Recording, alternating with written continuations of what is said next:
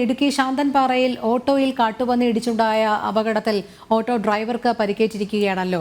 വാഹനത്തിന്റെ മുൻവശവും തകർന്നു. അതുമായി ബന്ധപ്പെട്ട വിവരങ്ങൾ. ഇന്ന് വൈകുന്നേരം 7:30 കൂടിയാണ് ഇത്തരത്തിൽ ഈ കാട്ടുപന്നിയുടെ ആക്രമണം ശാന്തൻപാറയിൽ ഉണ്ടാകുന്നത്.